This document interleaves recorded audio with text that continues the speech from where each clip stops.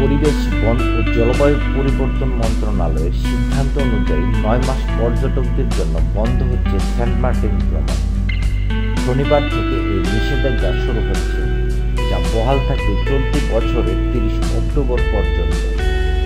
সাধারণত প্রতি বছর ১ এপ্রিল থেকে ৩০ সেপ্টেম্বর পর্যন্ত ৬ মাস সেন্ট মার্টিনে পর্যটকদের ভ্রমণে সরকারের নিষেধাজ্ঞা থাকে। তবে এবছর এই নিষেধাজ্ঞা আরও ৩ মাস বর্ধিত করেছে অন্তর্বর্তীকালীন সরকার, যার ফলে ১ এপ্রিলের পরিবর্তে ১ ফেব্রুয়ারি থেকে শুরু হচ্ছে এই ভ্রমণ নিষেধাজ্ঞা। আর ৩০ সেপ্টেম্বরের পরিবর্তে নিষেধাজ্ঞা বহাল থাকবে ৩১ অক্টোবর পর্যন্ত। এর আগে প্রবাল দ্বীপ সেন্ট মার্টিনে ৪ মাস পর্যটক সীমিত করার সিদ্ধান্ত নিয়েছিল অন্তর্বর্তীকালীন সরকারের উপদেষ্টা পরিষদ। তখন প্রধান উপদেষ্টার উপপ্রেস সচিব জানিয়েছিলেন ফেব্রুয়ারিতে কোনো পর্যটক সেন্ট মার্টিনে যেতে পারবেন না। এই সময় দ্বীপটিকে পরিষ্কার পরিচ্ছন্ন করা হবে। ভ্রমণ নিষেধাজ্ঞা প্রসঙ্গে পর্যটন ব্যবসার সঙ্গে যুক্ত ব্যক্তিরা বলছেন, সাধারণত প্রতি বছর ১ অক্টোবর থেকে ৩১ মার্চ পর্যন্ত পর্যটক যাতায়াত করে থাকে, কিন্তু এবছর ৩১ জানুয়ারি পর্যন্ত পর্যটক ভ্রমণের সময় নির্ধারণ করা হয়েছে।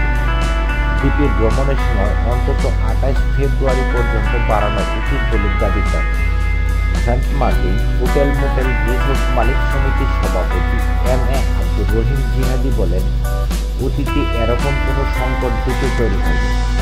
এখন যদি দ্বীপে পর্যটক আসা বন্ধ হয়ে যায় তাহলে নানামুখ সংকটে পড়বেন বাসিন্দারা। দ্বীপে পর্যটন ব্যবসার সঙ্গে জড়িত শত শত মানুষ। তাই মানবিক দিক বিবেচনায় পর্যটকদের জন্য ২৮ ফেব্রুয়ারি পর্যন্ত সেন্ট মার্টিন দ্বীপ উন্মুক্ত করার দাবি জানাচ্ছে। এ বিষয়ে সেন্ট মার্টিন ইউনিয়ন পরিষদের চেয়ারম্যান মুজিবুর রহমান বলেন, দ্বীপের ১০,৫০ মানুষের জীবিকা পর্যটনের সঙ্গে যুক্ত। পর্যটন মৌসুমে ব্যবসা করে তারা সারা বছর সংসার চালায়। জাহাজ চলাচল ফেব্রুয়ারি পর্যন্ত বাড়ানো গেলে বাসিন্দারা এতে উপকৃত হতেন। ভ্রমণের সময়সীমা বাড়ানো প্রসঙ্গে কক্সবাজারের অতিরিক্ত জেলা ম্যাজিস্ট্রেট ইমরান হোসেন বলেন, ৩১ জানুয়ারি পর্যন্ত সেন্ট মার্টিন গ্রামে জাহাজগুলি চলাচল করতে পারবে। এরপর আর পর্যটকবাহী জাহাজ সেন্ট মার্টিনে চলাচল করতে দেওয়া হবে।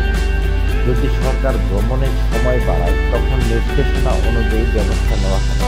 উল্লেখ্য, পরিবেশ, বন ও জলবায়ু পরিবর্তন মন্ত্রণালয় থেকে পর্যটক ভ্রমণের সময় কমানোর পাশাপাশি নানা বিধিনিষেধ জারি হয়েছে। নভেম্বরে পর্যটকদের সেন্ট মার্টিনে রাত্রিযাপন নিষিদ্ধ করা হয়। ডিসেম্বর ও জানুয়ারিতে ২,০০০ পর্যটক যাওয়া এবং রাত্রিযাপনের সুযোগ রাখা হয়েছে। তবে ফেব্রুয়ারি থেকে ভ্রমণের নিষেধাজ্ঞা দেওয়া হয়েছে।